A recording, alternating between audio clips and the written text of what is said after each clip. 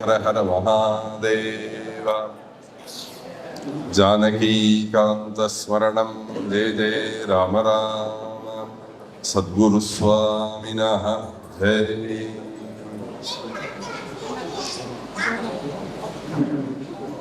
शृङ्गक्ष्मानिवासे शुकमुखमुनिभिः सेव्यमानां गिरिपद्मे स्वाङ्गच्छाया विधूतामृतकरसुररार्वाहने वाक्सवित्री शम्भुश्रीनाथमुख्यामरवरनिकरैः मोदतः पूज्यमाने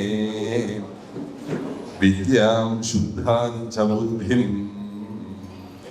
कमलजदयिते सत्वरं देहि मह्यम्।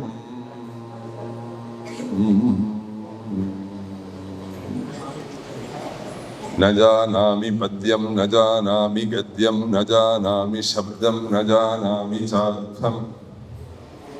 चिदेका षडास्या हृदि द्योतते मे मुखाते निस्सरन्ते गिरश्चापि चित्रम् दुर्वारं द्वादशारं त्रिशतपरिमिलषष्टिपर्वाभिवीतं सम्भ्राम्यत् क्रूरवेगं क्षणमनुजगदाहच्छिद्यत् सन्धावमानम्। चक्रन्ते कालरूपं यथयतु न तु मां त्वत्पदैकावलम्बं विष्णो कारुण्यसिन्धो पवनपुरपते पाहि सर्वमयव्राते।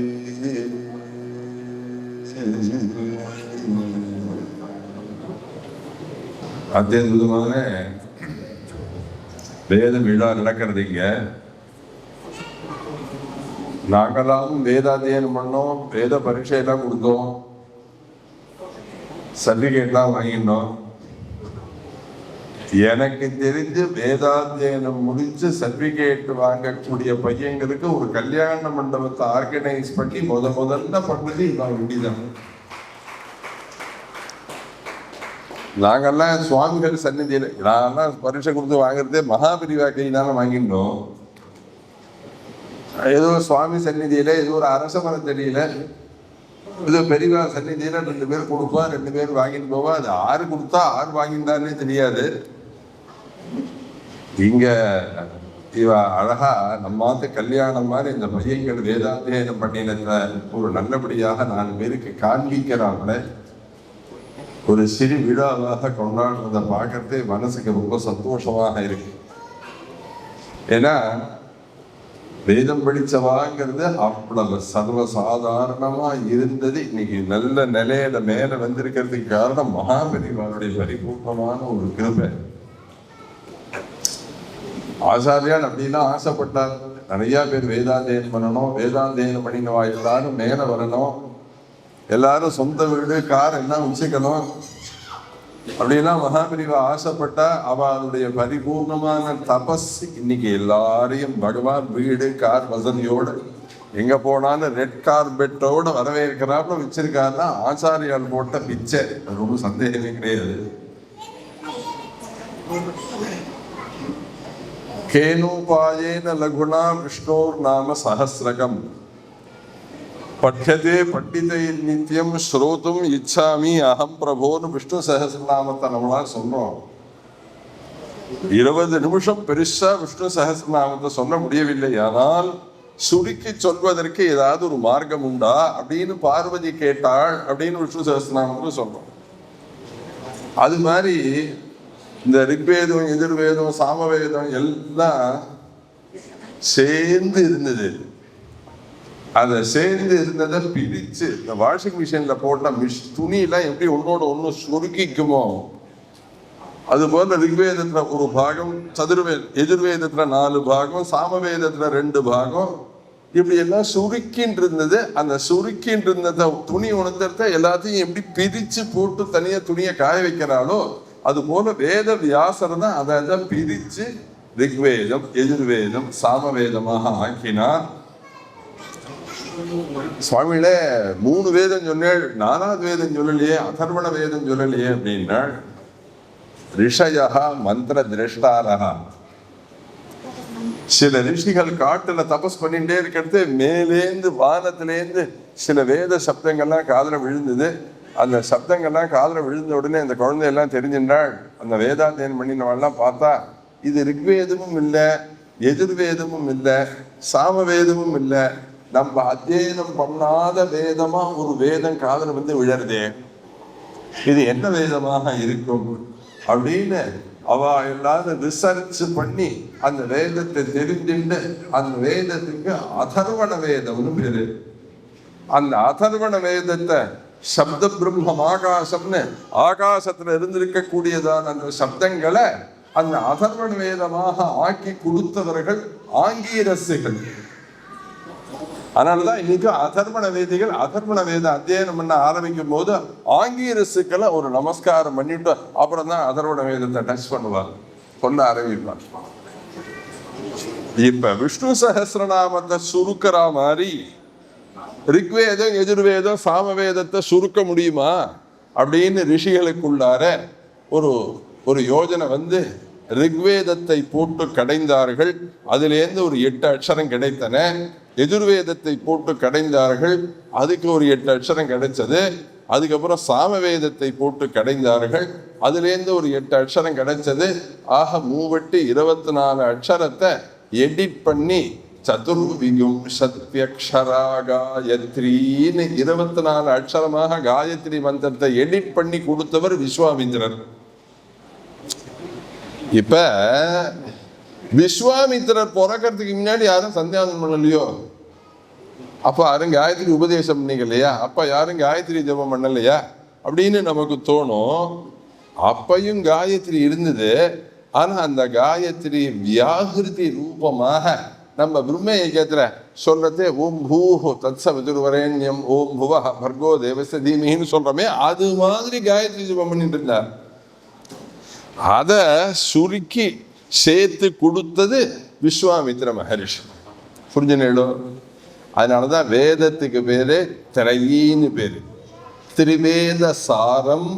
அதனாலே அதுக்கு திரையின்னு பேரு.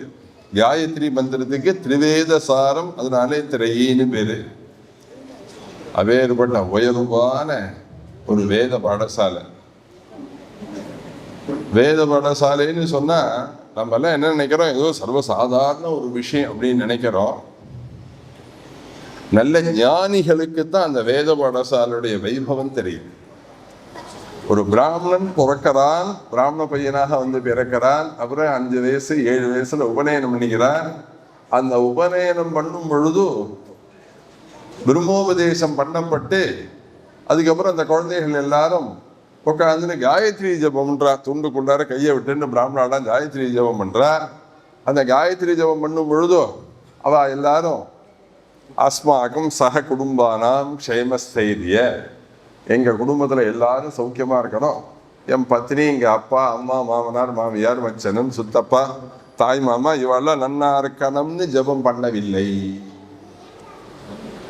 பின்ன என்ன அப்படின்னா, இந்த உலகத்துல இருக்கக்கூடிய பூதராசிகள் எல்லாரும் நன்னா இருக்கணுங்கிறதுக்காக பிராமணனாக பிறக்கப்பட்டவன் எல்லாரும் காயத்ரி ஜபம் பண்ணணும். அதுக்குதான் அவசியம்.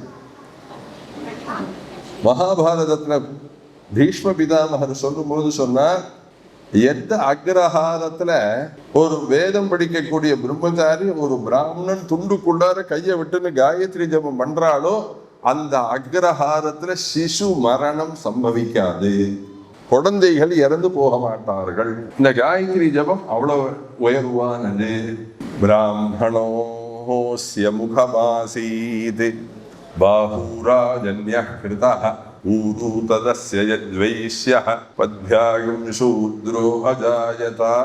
புருஷ சூக்தம் விராட் புருஷனை பத்தி வர்ணிக்கிறது.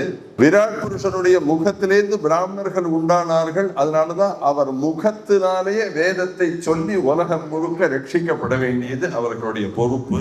பாகூரா ஜன்ய கிருதா, தோல்லேந்து கைகள்லேந்து உண்டாகிறார்கள். அதனாலே அந்த தேசத்துக்கு கஷ்டம் வராமல் பாகுனாலே பாகுபலியாக யுத்தம் பண்ணி உலக உலக உலக மக்களை முழுக்க ரட்சிக்க வேண்டிய பொறுப்பு அந்த சத்திரியனுக்கு இருக்கு. என்னன்னா அந்த வைசியர்கள் எல்லாரும் வியாபாரம் பண்ணி வெளிநாட்டுல இருந்து சாமான கொண்டு வந்து இறக்கி வச்சு அதனால பண்ணக்கூடியவர்கள். அதனால அவர்கள் வைசியர்கள். நாலாமத்தவர்கள் காலிலேந்து உண்டானார்கள். பத்யாகும் சூத்ரோஜாயதா, அவர்கள் சேத்துல நடந்து உழுது அன்ன சமிருத்தியை ஏற்படுத்தி ஒரு இடத்துல கூட பட்னி இல்லாமல் பாதுகாக்க வேண்டிய பொறுப்பு நாலாமத்தவர்களுக்கு இருக்கு. ஒரு பரபிரம்மம் எப்படி அழகா ஸ்கெட்ச் போட்டு இவாவால இந்த வர்ணங்கள்ல பிறக்க வச்சு இவரவர்களை ரட்சிக்கப்பட வேண்டும்னு ஒரு ஸ்கொயர் போட்டு கொடுத்து. பெரிய பணக்காராத்துல பையங்களெல்லாம் படிக்க வைக்கிறதே, ஒரு பையன் டாக்டர் ஆவான், ஒரு பையன் ஆடிட்டர் ஆவான், ஒரு பையன் இன்ஜினியர் ஆவான், ஒரு பையன் அக்ரிகல்ச்சர் பண்ணிட்டு இருப்பான்.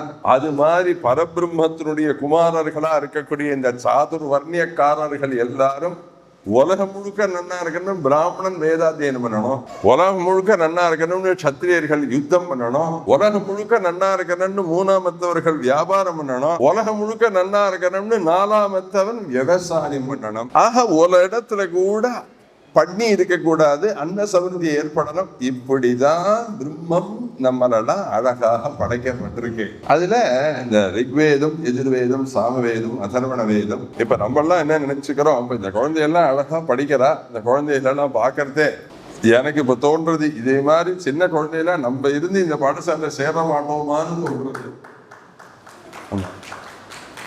ஏன் அப்படின்னா நாங்கெல்லாம் அத்தியாயம் பண்ணும்போது இபி கனெக்ஷன் கிடையாது, ரெஸ்ட் ரூம் கிடையாது, பாத்ரூம் கிடையாது, பைப்பு லைன் கிடையாது, எதுவுமே கிடையாது. நாங்கெல்லாம் அத்தியாயம் பண்றது. இன்னைக்கு பாடசாலையில லைட்டு, ஏர் கண்டிஷன், ஃப்ரிட்ஜு, சகல வசதியோட நம்ம தாத்தா பாட்டாலாம் அடுப்பு மரம் விறக போட்டு சமைச்சுன்னு சிரமப்பட்டு இருந்தா. இன்னைக்கு நம்மாத்துக்கு வர கல்யாணம் ஆகி வர பொண்ணுல 4 அடுப்புல கேஸ் அடுப்புல சமைக்கிறான் இல்லையா? சமைக்கவும் முடியலைன்னா அதுக்கோ ஒருத்தர் ஃபோன் பண்றா, ஆகாரத்தை கொண்டு வந்து கொடுக்குறா. அந்த வசதியெல்லாம் வந்துருக்கு. இப்ப சொல்ல மாட்டேன், நெஞ்சையெல்லாம் அடுப்பை மூட்டி ஊதுகுழாயை வச்சு ஃபூன்னு ஊதிண்டு அப்படித்தானே பழைய காலத்துல முன்னோர்கள்லாம் கஷ்டப்பட்டா. இன்னைக்கு அந்த கஷ்டம்லாம் கிடையாது இல்லையா?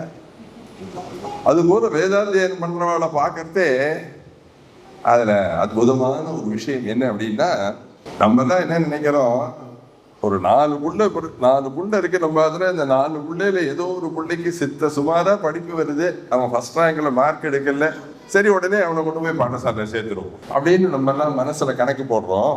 நான் சொல்றேன், இங்கிலீஷ் படிப்பை விட வேதாத்தியனம் படிக்கிறதுக்கு புத்திசாலித்தனம் ஜாஸ்தியா இருக்கணும். ஏன் அப்படின்னா, நீங்க 1ஆம் கிளாஸ் படிச்சு 2ஆம் கிளாஸுக்கு போன உடனே 1ஆம் கிளாஸ் புஸ்தகத்தை முழுக்க அப்படியே தூக்கி பேரிச்சம்பளை கிடக்காங்க போட்டுடலாம். அப்புறம் நம்ம ஜென்மால வாழ்நாள அந்த 1ஆம் கிளாஸ் புஸ்தகத்தை கண்ணால திரும்பியே பார்க்க மாட்டோம். 2ஆம் கிளாஸ் முடிஞ்சு 3ஆம் கிளாஸுக்கு போன உடனே 2ஆம் கிளாஸ் புஸ்தகத்தை அதையே கொடுத்துருவோம். ஆனா இந்த பையன் 10 வருஷம் கஷ்டப்பட்டு 12 வருஷம் கஷ்டப்பட்டு படிச்சு முடிச்சுட்டு பரீட்சையில போய் பூர்த்தி பரீட்சையில போய் உட்கார்ந்துக்கிறது, முதல் வருஷம் முதல் மாசம் வாத்தியார் என்ன சாக ஆரம்பிச்சாரோ அந்த கேள்விதான் ஃபர்ஸ்ட் ஆரம்பிப்பார் இந்த பரீட்சாதிகாரி. அப்ப வேதாத்தியனத்துக்கு என்ன ஒரு விசேஷம் அப்படின்னா, முதல் வருஷம் முடிச்சு 2ஆவது வருஷம் வரத்தே முதல் வருஷ பாடம் முழுக்க மெமரியில அப்படியே தேங்கி நிற்கணும். 2ஆவது வருஷம் முடிஞ்சு 3ஆவது வருஷம் படிக்க போகும் பொழுது முதல் 2 வருஷ பாடம் மெமரியில அப்படியே தேங்கி நிற்கணும். 3ஆவது வருஷம் முடிஞ்சு 4ஆவது வருஷம் போறதே முதல் 3 வருஷம் படிச்ச பாடங்கள் முழுக்க மெமரியில நிற்கணும். 8ஆவது வருஷம் படிச்சு முடிஞ்சு 9ஆவது வருஷம் போறதே முதல் 8 வருஷம் படிச்ச பாடம் முழுக்க மெமரியில முதல்ல நிற்கணும். சாகையில பிரம்ம சந்தர்ப்பத்திலேருந்து முதலஷ்டகத்திலேருந்து ஆரம்பிப்பார் பரீட்சா அதிகாரி. ஒவ்வொரு பஞ்சாதியா கேட்க ஆரம்பிப்பார். நீ என்ன பாடசாலை, உங்க அப்பா அம்மா பேர் என்ன அப்படின்லாம் கேட்க மாட்டான். உனக்கு சொல்லி கொடுத்த வாத்தியார் பேர் என்னடா இந்த முதல்ல சொல்லு. அங்க அட்ரஸ் அதான் வாத்தியார் பேர் தான் இந்த அட்ரஸ். ஒழிஞ்சு அப்பாவோ அம்மாவோ பாடசாலையோ எத்தனை வருஷமோ அதெல்லாம் அங்க கணக்கு கிடையாது. கேட்க கேட்க உதறணும். பசங்கன்னா அப்படி பஞ்சாயத்து சொல்லணும். ஏதோ பிறந்தோம், ஏதோ வளர்ந்தோம், ஏதோ அத்தியனம் பண்ணினோம், ஏதோ சர்டிபிகேட் வாங்கினோம்னு இருக்கக்கூடாது. பிறந்தோம் அப்படின்னா ஜெயிக்க பிறந்தோம், தோத்து போக பிறக்கவில்லை, ஜெயிக்க பிறந்தோம். திரௌபதி சுயம்பரத்துல ஒரு பெரிய பாத்திரத்துல கீழே ஜலம் இருக்கு, மேல இருக்கு மீன் சுத்தின்னு இருக்கு. ஜலத்தை பார்த்துட்டு மேல பார்க்காமலே பில்ல போடணும், அம்பு போடணும். அர்ஜுனன் மேல ஏறி வந்து நின்னா எல்லாரும் அங்க இருக்கிறவாள் அந்த சபையில திரௌபதி தேசத்துல எல்லாரும் அவனை பார்த்து கேட்டார், மகாபாரதத்துல நீ யாரு அப்படின்னா. அவன் என்ன பதில் சொன்னான் தெரியுமோ? பாண்டு புத்திரன், பாண்டவர்கள் சொல்லல, துரோண சிஷ்யன் அப்படின்னு சொல்ல, துரோணாச்சாரியருடைய சிஷ்யன் அப்படின்னு. ஓ, சிறந்த வில்லாளியான துரோண சிஷ்யனா நீ முயற்சிக்கலாம், நீ ஆரம்பிக்கலாம் அப்படி. அது மாதிரி பூர்த்தி பரீட்சையில போய் பசங்க போய் உட்கார்ந்த உடனே முதல் கேள்வி வாத்தியார், இந்த பரீட்சாதிகாரி வாத்தியார் ஆறா சொல்லி வச்சார், முதல்ல அதை சொல்லுவோம், ஃபர்ஸ்ட் அதை சொல்ல ஆரம்பிக்கும். இந்த கனபாடிகள் அப்படின்னு சொன்ன உடனேவே அவளுக்கு மெமரியில தெரியும், இவெல்லாம் நல்லா சொல்லி வச்சிருப்பான், நல்லா சொல்லணும். எதுக்கு சொல்லுறேன்? அதனால அத்தியனம் பண்ற குழந்தைகள் அத்தனை பேரும் ஜெயிக்கணும். ஜெயிக்கிறதுக்கு தான் கஷ்டப்படும்.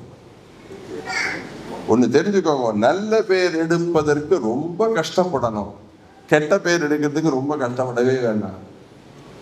இப்ப நான் இருக்கேன், வேதாத்தியனம் பண்ணி சாஸ்திரம் படிச்சு தர்ம சாஸ்திரம் வாசிச்சு காவிய நாடகங்கள்லாம் வாசிச்சு யாகங்கள்லாம் பண்ணி தீட்சித இருக்கிற பட்டத்தை வாங்கிக்கிறதுக்கு 25 வருஷம் கஷ்டப்பட்டோம். ஆனா இந்த ஒரு ஓரமா கடையில போய் நின்று ஒரு டம்ளர் டீ வாங்கி குடிச்சுட்டே வச்சுக்கோங்க.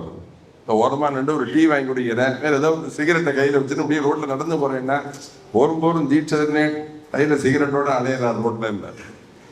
ஆக கெட்ட பேர் வாங்கிக்கிறதுக்கு ரொம்ப சுலபம், ரொம்ப சிரமப்பட வேண்டாம். ஒரு 10-15 செகண்ட்ல கெட்ட பேர் வாங்கிட்டோம்னா. ஆனா நல்ல பேர் வாங்கிக்கிறதுக்கு பல வருஷங்கள் உழைக்கப்பட வேண்டும். பல வருஷங்கள் உழைச்சாதான் அந்த நிலையை அடைய முடியும். அப்துல் கலாம் சொன்னார், இனி எல்லாரும் அடையக்கூடிய வெற்றியை நம்ம கண்ணால பார்க்கிறோம், ஆனா அந்த வெற்றிக்கு பின்னாடி எத்தனையோ இரவுகள் அந்த வீரன் கஷ்டப்பட்டு படிச்சிருக்காங்கிறத யாரும் உணரவில்லை அப்படின்னாரு. அது மாதிரி இன்னைக்கு ஃபர்ஸ்ட் கிளாஸ்ல பசங்க மேல வந்து சர்டிபிகேட் வாங்குறான்னா அதுக்கு பின்னாடி அந்த பையன் எவ்வளவு சொல்லியிருப்பான், எத்தனை கஷ்டப்பட்டிருப்பான், எத்தனை நாள் சுஷ்க பதம் சொல்லியிருப்பான். ராத்திரி படுக்கையில படுத்துன்னு போர்வைய மேல போத்தின் அப்புறம் 100 பஞ்சாஜி சொன்னவன்னா எனக்கு தெரியும். படுக்கையில படுத்துன்னே 100 பஞ்சாஜி சொன்ன கனபாடிகள் தான் எனக்கு தெரியும். பாத்ரூம்ல போய் எண்ணெய் தேய்ச்சி குளிக்கிறத தலையில எண்ணெயை வச்சுன்னு பதம் சொன்னவர்கள் எனக்கு தெரியும். அப்படிலாம் கஷ்டப்பட்டால்தான் அந்த வெற்றி கனியை கையால் பிரிக்க முடியும்.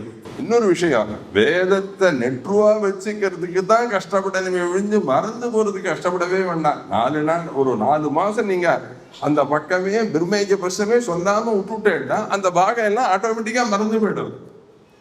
ஞாபகம் வச்சுக்கிறதுக்கு தான் கஷ்டப்படணுமே ஒழிய மறந்து போறதுக்கு கஷ்டப்பட வேண்டிய அவசியமே இல்லை. அது ஆட்டோமேட்டிக்கா மறந்து போயிடும். பிரம்ம வித்தை இல்லையா? அது பிரம்ம வித்தை இல்லை. அதனாலதான் பிரம்மம்னே பேரு வேதத்துக்கு. பேர்பட்ட உயர்வான ஒரு வேதாத்தியனம் முடிஞ்சு இந்த பசங்கள் எல்லாரும் நல்லபடியாக முடிச்சு அவர்கள்லாம் வேத விற்பனர்களாக ஒரு விஷயம். ஒரு பாடசாலை அப்படின்னு சொன்னா ஒரு 10 பையங்க 20 பையங்க படிக்கிறா அப்படின்னா அந்த 20 பையங்கள்ல ஒரு 10 பேர் ஃபர்ஸ்ட் கிளாஸா படிப்பா, ஒரு 4 பேர் சுமாரா படிப்பா, ஒரு 4 பேர் ரொம்ப சுமாரா படிப்பா. இதுதான் இயல்பு. எல்லாரும் அர்ஜுனன் மாதிரி படிச்சிட முடியாது. எல்லாரும் பெரிய வில்லாளியா ஆயிட முடியாது. ஆனா எல்லாரையும் அரவணைச்சு கொண்டு போய் அந்த பசங்களை சுமாரா உள்ளவனையும் கஷ்டப்பட்டு சொல்றேன். வேத பாடசாலை வாத்தியார்களுக்கு பெரிய சவால் என்ன அப்படின்னா, சுமாரா உள்ள பையனை வேத தூக்கி விடணும். அதுதான் அந்த வாத்தியாருக்கு உண்டான ஸ்பெஷலான ஒரு பொறுப்பு. நான் வேத பாடசாலையில சொல்லி வைக்கும் போதும் அதுக்கப்புறமும் நான் வேத பாடசாலை வாத்தியார் எல்லாத்தையும் சொல்லும்போது சொல்லுவேன், இந்த வேத பாடசாலை வாத்தியார் உத்தியோகங்கிறது ரொம்ப கடினமான உத்தியோகம். என்ன கடினமான உத்தியோகம் அப்படின்னு சொன்னா, உங்கள்ட்ட 10 வருஷம் கஷ்டப்பட்டு அத்தியனம் பண்ணிட்டு இருக்கக்கூடிய பையன்கள் முடிச்சு அவ வித்வானாக வெளியில வரணும். அவ வித்வானாக வெளியில வராம அவளுக்கு சரியா பாடங்கள் சொல்லி கொடுக்கப்படாமல் அந்த பையன்கள் சரியாக படிக்காமல் அந்த பையன்கள் அப்புறம் வெளியில போய் கஷ்டப்பட்டு ஒரு 10 ரூபா பணத்துக்கு பணம் இல்லாம கஷ்டப்பட்டு ஜீவனத்துக்கு கஷ்டப்பட்டு அவ எல்லாரும் நடு ரோட்ல நின்று கஷ்டப்படும் போது அந்த கஷ்டம் முழுக்க உங்களை பிடிச்சிரும். அந்த பையங்களுடைய ஜீவனத்தை முழுக்க உங்களுடைய காலடியில் குழந்தைகளோட அப்பா அம்மா கொண்டு வைக்கிறார்கள். உன் சிஷ்யன் எல்லாரும் பெரிய வித்வானாக ஆகி பணக்காரனாக ஆகி வீடு பங்களா காரோட அப்பா அம்மாவோட பத்னி குழந்தைகளோட சந்தோஷமாக இருக்கப்பட வேண்டும். அந்த மாதிரியான பொறுப்போடு உள்ளவர்கள் வேத பாடசாலை வாத்தியார்களாக இருந்து பையங்களுக்கு வேதங்களை சொல்லி தரப்பட வேண்டும். ஏதோ அப்படியே போற போக்குல சொல்றது சாத்தியப்படாது. ஆனா இந்த நன்னா சொல்லி கொடுக்குற வாத்தியாருக்கு தெரியும், இத்தனை நாள் இந்த பையன் பிரம்மைக்கு பிரச்சனை சொல்லிட்டு இருப்பான், இத்தனை மணிக்கு இந்த பையன் போன தடவை சொல்லிட்டு இருப்பான், இத்தனை பையன் இந்த ஏன்னா நன்னா படிக்கிற பையன் வாத்தியாருக்கு தெரியுமே. ஏன்னா அவன் தரவா ஒப்பிக்கும் போதே அவன் எந்த லெவல்ல சொல்றான்னு வாத்தியார்களுக்கு நன்றாக புரியுமே. அது போல வேதாத்தியனம்ங்கிறது ஒரு பெரிய கரண்ட் ஷாக்கு மாதிரி. அதை ரொம்ப ஜாகிரதையா கையாண்டு மீண்டு வெளியில வரணும். இப்ப வேதாத்தியனம் முடிஞ்சுடுத்து. ரொம்ப இப்ப நீங்க சொல்லிட்டேன், நாங்களும் கஷ்டப்பட்டு வேதாத்தியனத்தை முடிச்சுட்டோம் அப்படின்னா, ஏதோ வேதாத்தியனம் முடிச்சுட்டு இதோட எல்லாம் சரியா போயிடுதுன்னு அப்படின்னு நினைக்க கூடாது. வேதோ நித்தியம் அதீயதாம் ததுதிதம் கர்மஸ்வனுஷ்டீயதா. நித்தியம் வேதம் சொல்லணும். நித்தியம் வேதம் சொல்றது மாத்திரம் ஆச்சரியம் இல்லை. அந்த வேதத்துல என்னென்ன அனுஷ்டானம் தான் சொல்லப்பட்டிருக்கோ அந்த அனுஷ்டானத்தெல்லாம் அனுஷ்டிக்கணும். கர்மஸ்வனுஷ்டீயதா, அதை கரெக்டா அனுஷ்டானம் பண்ணும். கணாந்தம் ஃபர்ஸ்ட் கிளாஸா பஞ்சாயத்து சொல்லுவேன், ஆனா நான் சந்தியானம் பண்ண மாட்டேன் மாத்தியானம் பண்ண மாட்டேன்னு சொல்ல முடியாது. வேதாத்தியனம் பண்ணினா மாத்திரம் போராது, அனுஷ்டானமும் ஆச்சாரமும் இருக்கணும், அனுஷ்டானமும் இருக்கணும். ஆச்சார பிரபவோ தர்மஹா தர்மஸ்ய பிரபுரச்சிதா. அதனால ஆச்சாரத்தை வளர்த்துக்கணும், அனுஷ்டானத்தை வளர்த்துக்கணும். இதெல்லாம் பையங்களுக்கு ரொம்ப முக்கியமான ஒரு கடமைகள். இந்த கடமைகள் எல்லாம் ஜாகிரதையா இருக்கணும். இந்த கஷ்டப்பட்டு படிச்சு மேல வந்துட்டானே ஆனால் அதுக்கப்புறம் அவன் மனசுல கூட எண்ணி பார்க்காததான சௌக்கியங்கள் எல்லாம் அந்த வேதமா தான் கொடுக்க.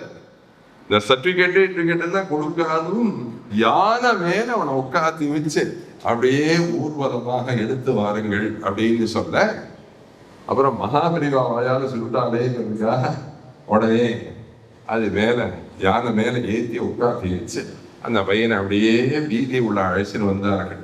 எதுக்கு சொல்ல வந்த? வேதாத்தியனம் அவ்வளவு சௌக்கியத்தையும் அவ்வளவு க்ஷேமத்தையும் கொடுக்கக்கூடியது. திருப்பதியில ஒரு நாளைக்கு 3 லட்சம் பேர் வர, 4 லட்சம் பேர் வர, 4 லட்சம் பேர் திரும்பி போற. அத்தனை பேருக்கு தீர்த்த வசதி வேணும், அத்தனை பேருக்கு ஜல வசதி வேணும். அப்ப 4-5 வருஷத்துக்கு ஒரு தடவை திருப்பதியில ஜல கஷ்டம் லேசா வர மாதிரி தெரியுதுன்னு உடனேவே திருப்பதி தேவஸ்தானம் என்ன பண்ணுவா, அந்த வருட ஜபம், காரி ரிஷ்டி, விராட பருவா, இந்த மடக்கிலாம் என்னென்னலாம் உண்டோ அதை எல்லாம் பண்ணுவார். அதுக்கெல்லாம் நான் போவேன். அந்த இஷ்டி, இந்த பாராயணம், பூஜைகள் எல்லாரும் போவேன். அப்ப இந்த சேஷாத்திரி ஐயார் ஒருத்தர் இருந்தார், மிஞ்சி பிரம்மச்சாரி ஒருத்தர் இருப்பார்.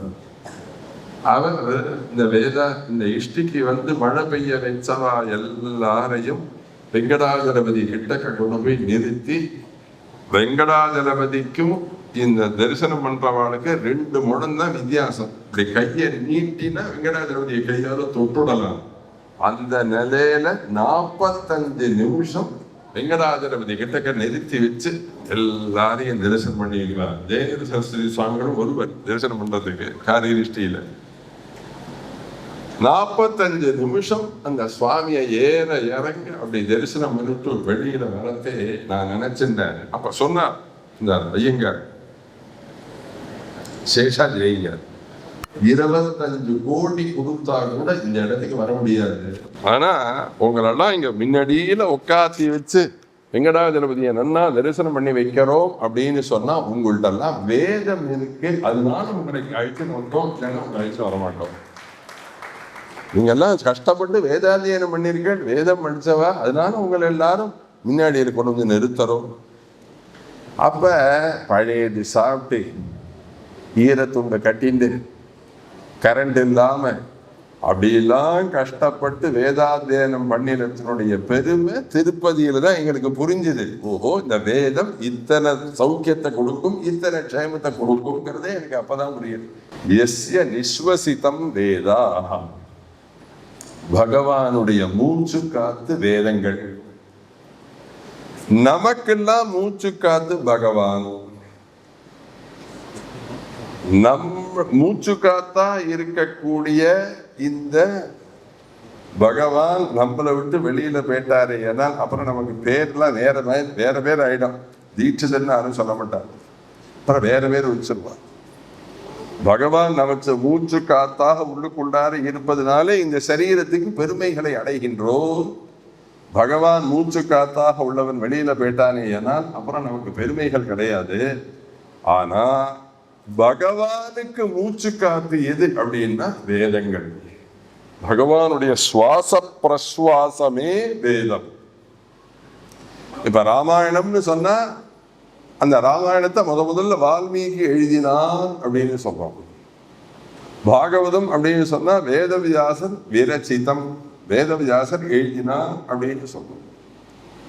நாராயணியம் அப்படின்னு சொன்னா பட்டத்திரி எழுதினான் அப்படின்னு சொல்றோம். சரி, திக்வேதத்தை யாரு எழுதினா, எஜுர்வேதத்தை யாரு எழுதினா, சாமவேதத்தை யார் எழுதினா? இப்ப சொன்னேன் அதர்வண வேதம் எப்படி உண்டாச்சுன்னு சொன்னேன் செத்த முன்னாடி உபன்யாசத்துல. அது மாதிரி சுக்ல எஜுர்வேதம்னு ஒரு எஜுர்வேதம். அந்த சுக்ல எஜுர்வேதத்தை, அந்த சுக்ல எஜுர்வேதம் உண்டான பாகம் இருக்க கதை இருக்க பாருங்க, அது அபூர்வமான கதை, அபூர்வமான கதை.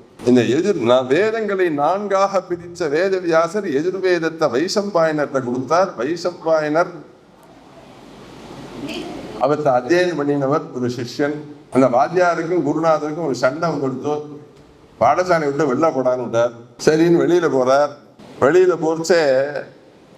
வெளியில போய் சூரியனை குறிச்சு தபஸ் பண்ணி சூரியனை எதிர்த்தாப்புல நிறுத்தினார். என்னன்னா, எங்க வாத்தியார் என்ன பாதியில பாடசாலையை விட்டு வெளியில அனுப்பிச்சு விட்டார். நான் எதிர்வேத அத்தியனம் பண்ணிட்டே இருந்தேன், என் மேல தப்பு இல்லை, ஆனா வாத்தியார் என்ன வெளியில அனுப்பிச்சு விட்டா. சரி, இப்ப என்ன எதுக்கிட்டா நிறுத்தினாய் அப்படின்னார் சூரிய பகவான். எனக்கு நீங்க எதிர்வேதத்தை சொல்லித்தரணும். சூரிய பகவான் பேசாம இருந்தார். அப்ப அவர் சொன்னார், எனக்கு நீங்க சொல்லி கொடுக்கக்கூடிய எதிர்வேதம் எங்க வாத்தியாருக்கு தெரியாத வேதமா இருக்கணும். அவர் போட்ட கோரிக்கைகளை பாருங்க, பாகவதத்துல அப்படிலாம் இருக்கு. அவர் போட்ட கோரிக்கைகள், நீங்க எனக்கு சொல்லி கொடுக்கிற எதிர்வேதம் எங்க குருநாதருக்கு தெரியாததா இருக்கணும். அது மாதிரி சொல்லி கொடுத்தார் சூரிய பகவான். அந்த சிஷ்யனுக்கு பேரு யாஜ்ஞவல்கியன்னு பேரு. அந்த யாஜ்ஞவல்கியனுக்கு இந்த சூரிய பகவான் சுக்ல எஜுர்வேதம் அப்படிங்கிற ஒரு பாகத்தை அவருக்கு சொல்லி கொடுத்தார். அதுல இருந்துதான் அந்த சுக்ல எஜுர்வேதம் வெளியிட்டு இருந்தது. ராமாயணத்துல தசரதனுக்கு குழந்தைகள் இல்லைன்னு புத்திரகாமேஷ்டி யாகம் பண்ணணும்னு அழைச்சிட்டு வந்தார்கள் ரிஷியசிருங்கிற மகரிஷிய. அந்த ரிஷேஷங்கிற மகரிஷி அங்க வந்து அவனுக்கெல்லாம் நல்ல குழந்தைகள்லாம் பிறக்கணும் அப்படின்னு யாகம் பண்ணும் பொழுது அந்த யாகத்துல அவர் உபயோகப்படுத்தின வேத மந்திரங்கள் முழுக்க அதர்வண வேதம். அதர்வண வேதத்திலேருந்து சொல்லப்பட்டதான மந்திரங்களை சொல்லிதான் புத்திரகாமேஷ்டிங்கிற யாகத்தை பண்ணி வச்சு பகவானே குழந்தையாக தசரதனுக்கு வந்து பிறக்கிறார்கள். எதுக்கு சொல்ல வர, வேதம் அவ்வளவு உயர்வானது. அதுக்கு சமஸ்கிருதத்துல என்ன பேரு, அபௌருஷேயம் அப்படின்னு. ஒரு புருஷாலால பண்ணப்படாதது. பகவான் எப்போ உலகத்துல உண்டானானோ, பகவான் உண்டாகும் போதே பகவானோட அந்த மூச்சு காத்தோட அந்த வேதமும் உண்டாச்சு. அப்படி இருந்திருக்கக்கூடிய இந்த ரிக்வேத எதிர்வேத சாமவேதத்தை வேதவியாசர் தான் பிரிச்சு கொடுத்து இவாவான இந்த வேதங்களை இவாவான வரிசையாக சிஷ்யைஹி பிரசிஷ்யைஹி தச்சிஷ்யைஹி பாகவதத்துல சொன்னாள். இதை நிறையாக எல்லாத்தையும் உண்டாக்கி கொடுங்கன்னு சொன்னாள். இன்னைக்கு அதர்வண வேதம் நிறைய இருக்கு. இப்ப கோயில் கும்பாபிஷேகங்கள்லாம் நடக்கிறது ரிக்வேதம் எதிர்வேதம் சாமவேதம் அதர்வண வேதம் அத்தியாயம் பாராயணம் பண்ற. இந்த அதர்வண வேதம் இன்னைக்கு உயிரோட இருக்கிறதுக்கு காரணம் காஞ்சிபுரம் மகாபரிவா தான். ஏன் அப்படின்னா, வடக்க யாரோ 2 பேர்த்த அதர்வண வேதம் இருக்கு.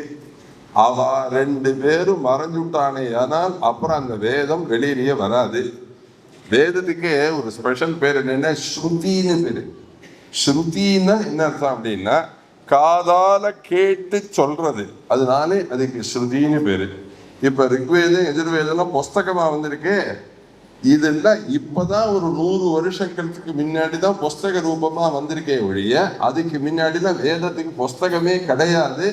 குருமுகமாக வாத்தியார் வாங்கி சொல்லி கொடுப்பர், அதை சிஷ்யர்கள் சொல்லுவார்கள். இந்த வேதத்துக்கு ஒரு ஸ்பெஷல் என்னன்னா, இப்ப இந்த தமிழ்நாட்டுல படிக்கிறான் இவாள்லாம், ஆந்திர தேசத்துல படிக்கிறா, கர்நாடகால படிக்கிறா, மகாராஷ்டிரத்துல படிக்கிறா. எல்லா தேசத்திலேருந்து 4 பண்டிதர்களை வர சொல்லி இந்த மேடையில உட்காந்து வச்சு ஒரு 4ஆம் கண்ணத்தை ஆரம்பிச்சு சொல்லுங்கள், 5ஆம் கண்ணத்தை ஆரம்பிச்சு சொல்லுங்கள் அப்படின்னு சொன்னா, எல்லா தேசத்திலேருந்து வந்தவா எல்லாரும் சொல்லக்கூடிய 5ஆம் கண்ணம் எல்லாம் ஒரே மாதிரி இருக்கும். இந்த தேசாச்சாரம் வேற ஒன்றும் அந்த தேசாச்சாரம் வேற ஒன்றும் கிடையாது. எல்லாரும் சொல்லி வைக்கும் பொழுது ஒரே மாதிரியாக சொல்லி வைத்திருப்பார்கள். அதுல ஒன்றும் மாற்றமே கிடையாது. இது தெலுங்கு 4ஆம் கண்ணம் வேற மாதிரியா இருக்கும், மலையாள 5ஆம் கண்ணம் வேற மாதிரியா இருக்குமோ நினைக்கிறோம். எல்லாரும் ஒரே லெவல்ல எங்க ஏத்தணுமோ அங்க ஏத்தி, எங்க இறக்கணுமோ அங்க இறக்க, அப்படிதான் சொல்லுவாங்க. அதுவும் போல அதர்வண வேதம் 2 பேர்கிட்ட இருந்தது. அவ 2 பேரும் மறைஞ்சுட்டாரே, ஆனால் அப்புறம் அந்த அதர்வண வேதமே அழிஞ்சிடும். அந்த மாதிரியான நிலையில மகாபெரிவா இந்த மாதிரி வேதாத்தியனம் பரீட்சை கொடுத்து பாஸ் பண்ணின பையங்கள்லாம் பெரியவா கிட்டக்க போய் நமஸ்காரம் பண்ணின போதும் ஒரு 4-5 பேரை கூப்பிட்டு, இப்ப அடுத்தது நீங்க என்ன பண்ண போறீங்க அப்படின்னு கேட்டார். இப்ப இந்த கால பசங்களை எல்லாரையும் கேளுங்க, அடுத்தது நீங்க என்ன பண்ண போறீங்க அப்படின்னு கேளுங்க. அடுத்தது என்ன, வைதிகத்துக்கு போக வேண்டியதான், வேத பாராயணத்துக்கு போக வேண்டியதான், ஏதாவது ஒரு ஸ்மார்ட் போன் வாங்கிக்கணும், ஒரு பெரிய மோட்டார் சைக்கிள் ஒன்று வாங்கிக்கணும், அப்படியே ஜம்முன்னு 140 ஸ்பீடில் அப்படி ஓட்டணும். இதுதான் எல்லா பையங்களுக்கும் தோணக்கூடிய எண்ணம். அது போய் மகாபெரிவா கேட்டார், உங்களுக்கு இது முடிச்சுன்னு அடுத்தது என்ன பண்ண போறேன் அப்படின்னு கேட்டார். நீங்க என்ன சொல்றீங்களோ கேட்கிறேன் அப்படின்னா, உடனே மகாபெரிவா சொன்னார், வடக்க ஒரு இடத்துல அதர்வண வேதம் 2 பேர்கிட்ட தான் மிச்சமா இருக்கு. நீங்க எல்லாரும் போய் அந்த அதர்வண வேதத்தை போய் அத்தியனம் பண்ணுங்கள், போறேடா அப்படின்னு கேட்டான். உடனே எல்லாரும் பெரியவாளுக்கு நமஸ்காரத்தை வந்தானம் பண்ணிவிட்டு, நீங்க என்ன சொல்லோடோ அதே மாதிரி கேட்கிறேன்னா, அது மாதிரி 4 பேர் 5 பேர் அங்க போய் அங்க இருக்கக்கூடிய ஹிந்தி ஊர்ல அதர்வண வேதத்தை முழுக்க அத்தியனம் பண்ணிட்டு அப்புறம் தமிழ்நாட்டுக்கு வந்து அதுக்கப்புறம் பல சிஷ்யர்களுக்கு அதர்வண வேதம் சொல்லி வச்சு இன்னைக்கு அதர்வண வேதம் உலகம் முழுக்க வியாபிச்சு இருக்கு அப்படின்னு சொன்னா மகாபெரிவாங்கிற ஒரே ஒரு வியக்தி. அந்த மகாபெரிவாருடைய ஒரு கிருபையில தான் இன்னைக்கு அதர்வண வேதம் இருக்கு. பெயர்பட்ட உயர்வான ஒரு பெரிய பொருள், ஒரு வேதாத்தியனம் ஒருத்தன் பண்ணிட்டு வந்தானே, ஒரு 500 குடும்பத்தினுடைய பிதிருசாப பிரேத சாபம் இல்லாம அந்த குடும்பத்தை முழுக்க கரையேற்றக்கூடியவனாக அவன் மேல வருவான். வேதாத்தியனமே இல்லை, வேதாத்தியனமே பண்ணல அப்படின்னு சொன்னா மாதிரி குழந்தைகளுக்கு எப்படி கல்யாணம் பண்ணிக்கிறது, எப்படி யாகம் பண்ணிக்கிறது? ஒண்ணுமே வேண்டாம், வயசானவன் மறைஞ்சு விட்டா 95 வயசு பாட்டி யார் பண்ணிக்கிறது? வேதாத்தியனம் பண்ணினவனாலதான் அதை நடத்த முடியும். அதுக்குத்தான் வேதாத்தியனம் மகாபிரிவா ஆசைப்பட்டாள். அவளுடைய ஆசை பரிபூர்ணமான ஆசை. இன்னைக்கு இந்த குழந்தைகளை உங்க மேலன்னா அவர் வச்சிருக்கிற ஆசை எவ்வளவுன்னு சொல்ல முடியுமா? ஆந்திர தேசத்துல நடந்து போயிட்டே இருக்கான், ஸ்பீடா போனார் பெரியவா. பின்னாடியே ஜனங்கள்லாம் ஓடினா பெரியவா நடக்கிற ஸ்பீடு இவாளால நடக்க முடியாது. அவர் முன்னாடி போயிடுவார், அப்புறம் இவாள மெதுவா நடந்து வருவார். ஒரு சமயத்துல பெரியவாளை சுத்தி தேடினா ஆம்பள்ள, பெரியவா எங்கேயுமே ஆம்பள்ளையேன்னு அப்படி எல்லாரும் சுத்தி தேடிட்டே இருக்கிறத ஒரு மரத்தடியில ஒரு ஓரமா சப்பாத்தி கள்ளின்னு ஒரு மரம், அது மேலெல்லாம் முள்ளு முள்ளார்.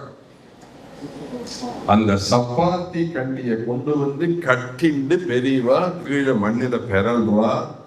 அந்த முள்ளு முழுக்க பெரியவா சரீரம் முழுக்க குத்தி ரத்த சொட்ட சொட்ட பெரியவா அப்படி ஏன்னு நிக்கலாம். உடனே எல்லாரும் போய் பெரியவாட போய் நமஸ்காரம் பண்ணிட்டோம். ஏன் பெரியவா, உங்களா நீங்க நினைச்சா எல்லா கஷ்டத்தையும் போக்க முடியும், இப்படி சப்பாத்தி கண்ணி உடம்பு முழுக்க குத்திண்டு ரத்த லாரியாக இப்படி ஏதாவது வந்து நிற்கிறேனே, எனக்கெல்லாம் கண்ணிலேருந்து ஜலமா ஆகுது. எல்லா விட்டாலும் விட்டக்க போய் நின்று அழுது போது பெரியவா சாந்தமா பதில் சொன்னாள், இந்த குழந்தைகள்லாம் நான் சொல்றேன்னு குடுமி மிச்சுண்டு வேத பாடசாலையில பழையதை சாப்பிட்டு வேதாத்தியனம் பண்றது. இந்த தமிழ்நாட்டுல ஒரு பாடசாலையில இன்னைக்கு காத்தால ஒரு வேலைக்காரி அந்த பாடசாலையெல்லாம் இருக்கிறவள், ஏதோ ஒரு பையன் ஏதோ ஒரு சின்ன தகராறா அந்த பொண்ணுட்ட ஏதோ வார்த்தைகளை தடிச்சு சொல்ல, இவளுக்கும் அவளுக்கும் வார்த்தை முத்தி போய் அவன் என்ன பண்ணிட்டு இருக்கா, கீழே இருக்கிற வழக்கமாத்த எடுத்து அந்த பையனை குட்டைன்னு 2 சாட்டை சாத்திட்டா. அந்த பையன் ஒரு ஓரமா நின்று அழுதுட்டு இருக்கான். அவன் வர்ற கஷ்டத்தை பார்க்கறதே நானும் என்னை கஷ்டப்படுத்திக்கிறேன்னு தோன்றது. நான் சொல்லிதானே அதெல்லாம் வேத பாடசாலைக்கு வருது. அதனாலதான் அவன் கண்ணிலேருந்து ஜலம் வந்ததே அவன் பட்ட கஷ்டத்துக்கு சமானமாக இருக்கட்டும்னு தான் இந்த சப்பாத்தி கண்டி செடியை மேல போட்டு பெரண்டோ அப்படின்னு மகாபெரிவா சொன்னான். எதுக்கு சொல்ல வரேன், அதனால பெரியவா கண்ணால பார்த்துட்டே இருக்காங்க. நீங்க தான் என்ன அத்தியானம் பண்றீங்க, என்ன போயிட்டு இருக்கு, என்ன பாகம் நடக்கிறது எல்லாம் அரூபமாக பெரியவா கிட்ட கருந்து பார்க்கிறாங்க. நீங்கள் எல்லாரும் நல்லபடியாக படிச்சு இப்ப கீழே படிச்சுட்டு இருக்கக்கூடிய குழந்தைகள் எல்லாரும் ஃபர்ஸ்ட் கிளாஸ்ல நான் சொன்ன மாதிரி ஜெயிக்க பிறந்தோம்னு சொன்னேன். அது மாதிரி நாம் எல்லோரும் நல்லபடியாக முடிச்சு கொடுத்து கொண்டு விட்டு அப்பா அம்மாக்கு நல்ல பேர் வாங்கணும். இதை நடத்தக்கூடிய பாடசாலை ட்ரஸ்டிகளுக்கு நல்ல பேர் வாங்கி கொடுக்கணும். அதுக்கப்புறம் நம்ம வாழ்க்கையில எல்லா இடத்துலையும் நம்ம நல்ல பேரோட வாழ்க்கை நடத்தப்பட வேண்டும். இதற்கெல்லாம் மூலமாக தான் இந்த வேதாத்தியனத்தை வச்சிருக்க பெரியவாழ்லாம். நான் உபன்யாசத்துல சொன்னப்பட்ட பிரகாரம் நீங்கள் எல்லாரும் அர்ஜுனன் எப்படி திரௌபதியை மீட்டு கொண்டு வந்தானோ அது போல நீங்கள் எல்லாரும் பெரிய வித்வான்களாக பெரிய படிப்பாளியாக ஆகி உலகத்துல எல்லா இடத்துலையும் வைதிக தர்மத்தை சம்ஸ்தாபனம் பண்ணணும்னு இந்த உபன்யாசத்தை மகாபலிவாவுடைய திவ்ய திருநாளில சமர்ப்பிக்கிறோம். இந்த குழந்தைகள் எல்லாரும் நம்மாட்டு குழந்தைகள். நான் இப்போ உபன்யாசத்துல தான் சொல்றேன், கல்யாணம் ஆகாம இருக்கக்கூடிய பிராமணாலாத்து குழந்தைகள் அத்தனை குழந்தைகளுமே நம்மாட்டு குழந்தைகள் தான்.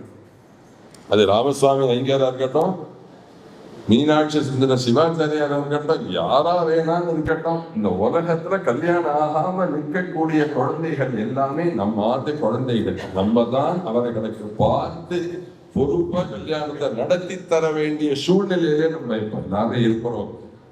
புரிஞ்சுங்களா? அப்ப கல்யாணத்துக்கே நம்ம கவலைப்படுவோம்னு சொன்னா வேதாத்தியனம் பண்ண குழந்தைகளை நம்ம எவ்வளவு கவலைப்படுவோம் யோசிச்சு பார்க்கணும். அதுலேயும் அந்த பசங்க அவள்லாம் ரொம்ப கஷ்டப்பட்டு இருந்து அதே மாதிரி பொறுமையாக அதே இந்த 5ஆம் காண்டமும் உங்களுக்கு சாவித்ராணி ஓதி பிரசோதி அது ஒரு பெரிய ஜங்ஷன். அந்த 5ஆம் காண்டம் வந்த உடனேவே புத்தி தடுமாறும், பாடசாலை விட்டு வேண்டாமான்னு தோணும். இந்த சாக முழுக்க முடிப்பான், சம்மித 4 காண்டம் ஆயிடும். இந்த 5ஆம் காண்டம் வந்த உடனே இடியே மனசு சுத்த ஆரம்பிக்கும்.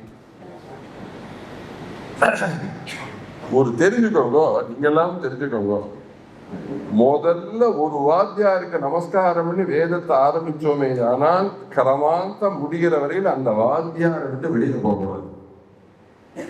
இவற்ற ஒரு அஷ்டகம், அவற்ற 4 பிரஷ்னம், இவற்ற ஒரு 4 காண்டம், அவற்ற கொஞ்சம் சொல்ல, இப்படி 10 குருவை கைக்கு அங்க கூடாது. ஒரே ஒரு குரு தான். ஒரு குருட்ட ஆரம்பிச்சோம், ஒரு குருட்ட தான் முடிக்கணும்.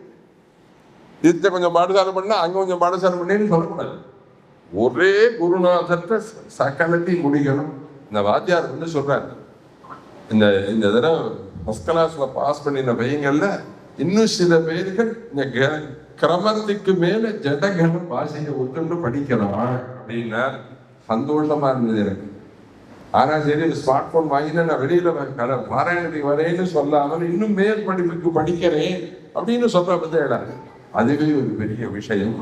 இந்த குழந்தைகள் சந்தோஷமாக சௌபாக்கியமாக எங்கும் எதிலும் வெற்றி அடைய வேண்டும் என்று பகவானை பிரார்த்திக்கிறேன். திருச்செந்தூர் செந்திலாண்டவனை பிரார்த்திக்கிறேன். மகாந்திரிகளான பிரார்த்திக்கிறேன். ஹரஹரண பார்வதி பதயே. மாத்ரு தேவோ பவ, பித்ரு தேவோ பவ, குரு தேவோ பவ, தேவ தேவோ பவ. 14 வயசுல பேச தொடங்கினேன். ஒரு 32 வருஷமா பேசிட்டு இருக்கேன். ஒரு 50 நிமிஷத்துக்குள்ள வேத பாராயணத்தினுடைய சிறப்பை பத்தியோ, குருமகானை பத்தியோ, மகா பெரியவர் பத்தியோ, பாடசாலை பத்தியோ சொன்னது பெருசு இல்லை. இத்தனை நாள் ஊருக்காக பேசினேன், இன்னைக்கு தான் என் மக்களுக்காக பேச வந்திருக்கேன்.